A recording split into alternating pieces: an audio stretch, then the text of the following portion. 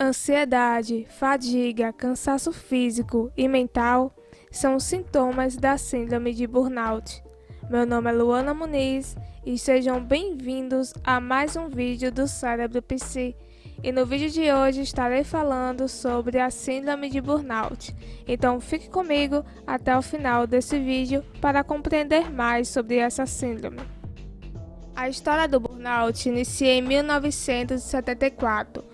Quando Herbert Freudenberg passou a observar voluntários que trabalhavam em uma clínica gratuita na cidade de Nova York. O mesmo definiu o termo burnout e configurou como perda de motivação, sensação de esgotamento emocional e cinismo.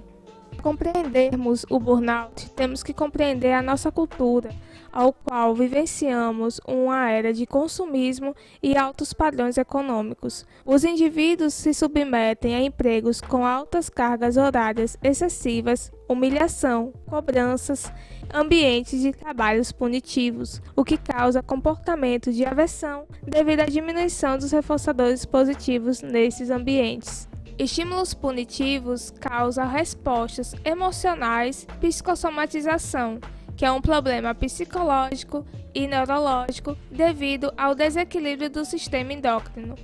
Estudos e pesquisas sobre burnout, como de Christina Maslach, professora eremita da Universidade da Califórnia em Berkeley e uma das principais pesquisadoras sobre burnout, começou a estudar esse fenômeno emergente na década de 1970, por meio de uma série de entrevistas extensas. Ao analisar as entrevistas, Maslach e colegas notaram uma tendência. Os trabalhadores frequentemente relataram sentimentos de profunda exaustão emocional, negatividade dirigida a clientes e pacientes e uma crise nos sentimentos de competência profissional. Assim como sintomas da depressão, o esgotamento estava asfixiando as ambições, o idealismo e o senso de valor das pessoas. A publicação em 1976 do artigo de Maslach, Burnout, publicado na revista Human Behavior, gerou uma enorme resposta pública, popularizando assim o conceito de burnout na imprensa popular. Maslach bolsistas como Susan e Jackson, de Rutgers University, colaboraram no que se tornaria a estrutura mais influente para definir e avaliar o burnout, publicada em 1981. O artigo original para descrever o Maslach Burnout Inventory. A escala avalia o burnout com base em três principais respostas ao estresse: uma sensação avassaladora de exaustão, sentimento de cinismo e distanciamento, e uma sensação de ineficácia profissional e falta de realização. Nos últimos 20 anos, Maslach e seus colaboradores desenvolveram um modelo abrangente que identifica componentes chaves do ambiente de trabalho que contribui para o esgotamento: carga de trabalho, controle, recompensa, comunidade, justiça e valores. O esgotamento surge quando um ou mais dessas 6 áreas são cronicamente incompatíveis entre o indivíduo e seu trabalho.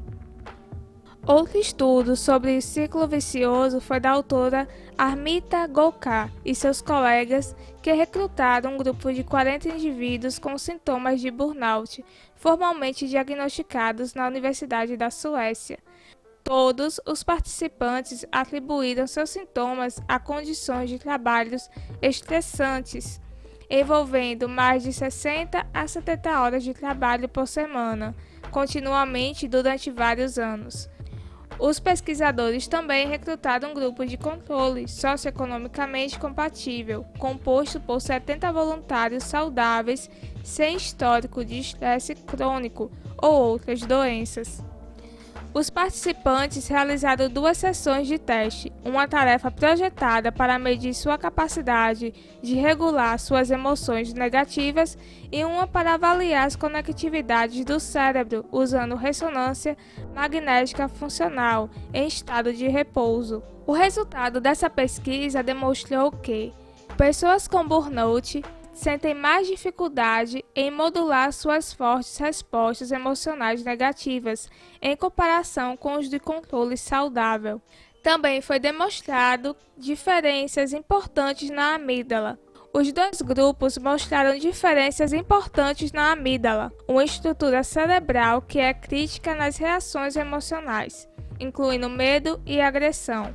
Os participantes do grupo de burnout tinham amígdalas relativamente aumentadas e também pareciam ter conexões significativamente mais fracas entre a amígdala e as áreas do cérebro ligadas ao estresse emocional, especificamente o córtex cingulado anterior, parte frontal do córtex cingulado, região que é responsável por regular tanto funções autônomas como a pressão sanguínea, quanto cognitivas, como a emoção e o aprendizado. É ativo também na regulação da motivação e detecção de conflitos. Sendo assim, quando o indivíduo está estressado, também ocorre uma fraca conectividade entre essas regiões do cérebro, apareceu na ressonância. Comparado com o grupo de controle, o grupo sobrecarregado também mostrou correlação mais fraca entre a atividade da amígdala e o córtex pré-frontal medial. Sua função está relacionada com os comportamentos de tomada de decisão, que é uma região associada ao planejamento dos comportamentos cognitivos e complexos e envolve também uma estrutura na função executiva. As conexões mais fracas entre essas duas estruturas cerebrais podem ajudar a explicar por que os participantes do grupo de burnout tiveram mais dificuldade em controlar as emoções negativas. Em outro estudo também, Ivan Kasavik, neurologista do Departamento de Saúde da Mulher e da Criança da Karolinska Institute, confirmou que os cérebros de indivíduos que sofrem esgotamento não funcionam apenas de maneira diferente, sua própria estrutura pode mudar. Apoiando-se nas descobertas funcionais da colaboração com Gokar Savik, encontrou evidências anatômicas de que o cérebro de pacientes com burnout apresentam sinais de estresse crônico. Savik antecipou que o estresse crônico seria visível nas áreas do cérebro envolvidas na modulação das respostas ao estresse, amígdalas, córtex cingulado anterior e o córtex pré-frontal medial. Sabe que combina um grupo de 40 indivíduos que relataram sintomas de burnout e um outro grupo de controle saudável que contém 40 pessoas. Ela usou o Malachi Burnout Inventory para medir o grau de burnout dos participantes e fez medições baseadas em ressonância magnética da espessura cortical e volumes da amígdala, do córtex cingulado anterior e córtex pré-frontal medial, para avaliar o custo físico do estresse. Os resultados, há uma turbulência emocional do esgotamento, deixa uma marca registrada nessa estrutura cerebral. O córtex frontal, uma área do cérebro essencial para o funcionamento cognitivo, começa a afinar com parte do processo normal de envelhecimento. Mas os pacientes que sofreram de esgotamento mostraram um afinamento mais pronunciado no córtex pré-frontal medial, em comparado com os do controle. Os efeitos normais do envelhecimento também foram mais proeminentes nas varreduras do grupo de burnout. Outras estruturas cerebrais também mostraram sinais de desgastes. Pacientes com burnout pareciam ter amígdalas maiores e o encolhimento no caudado, o que se correlacionava com suas percepções de estresse no local de trabalho. Savik teoriza que a superativação da amígdala leva à modulação prejudicada das regiões do córtex pré-frontal medial, o que então desencadeia uma maior estimulação da amígdala, levando a uma ativação ainda maior do córtex pré-frontal medial.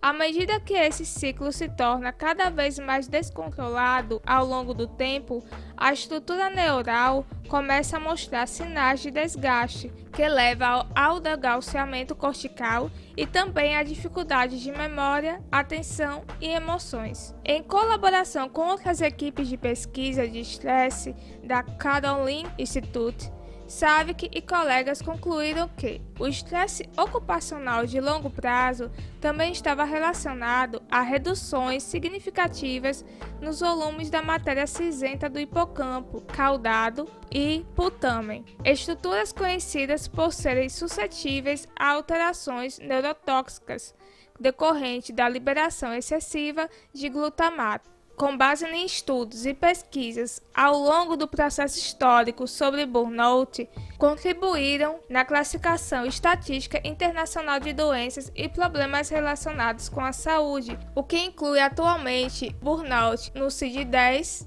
que é descrito pelo código Z73 Burnout, categorizado como estado de exaustão vital.